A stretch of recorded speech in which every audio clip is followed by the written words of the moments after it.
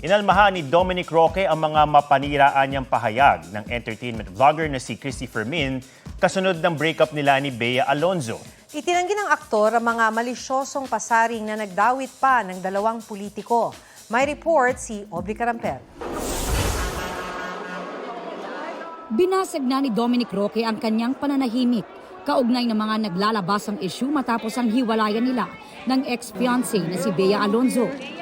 Kinondina ng kanyang kampo ang mga akusasyong isiniwalat ng entertainment vlogger na si Christy Fermin sa kanyang vlog. Malicious and defamatory raw ang sinabi ni Fermin na may politikong benefactor si Dominic na siyang nagmamay-ari ng tinutuluyan niyang condominium unit.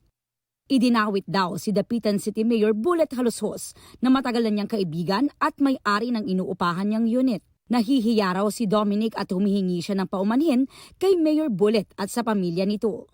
Nagsorry rin si Dominic kay dating Congressman Bong Suntay at sa pamilya nito na nagdulot ng pagdududa sa sexuality ng dating kongresista. Pagdidiin pa ng kanilang kampo, walang gas station na pagmamay-ari si Dominic. Sabi ni Suntay, may mga naglagay raw ng mali siya sa pagkuha niya kay Dominic bilang brand ambassador. Kahit hindi niya pangalanan, siyempre pagka sinabi mo na sino ba naman yung politiko na may-ari ng gasoline company. Matagal na raw niyang kaibigan si Dominic na nakilala niya dahil sa kanilang hilig sa pagmumotorsiklo. That gesture of wanting to help a friend was twisted by some people. Unfair. Buti kung ako lang. Paano yung pamilya ko, yung anak ko, yung asawa ko? Pinag-aaralan na rin daw nilang maghain ng reklamo. Si Bullet also wants to file. Ako, I'm talking to my lawyers also on what we could do.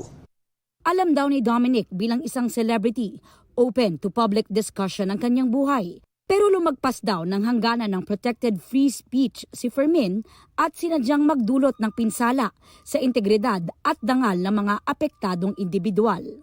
Hindi rin daw sinikap ni Fermin na kumpirmahin ang anilay defamatory statements kay Dominic. Pagdidiin pa ni Dominic, hindi sila nag-away ni Bea dahil sa prenuptial agreement. Sinusubukan pa naming kunan ng pahayag sina Mayor Bullet at Christy Fermin. Aubrey Carampel, nagbabalita para sa GMA Integrated News. Huwag magpahuli sa mga balitang dapat ninyong malaman. Mag-subscribe sa GMA Integrated News sa YouTube.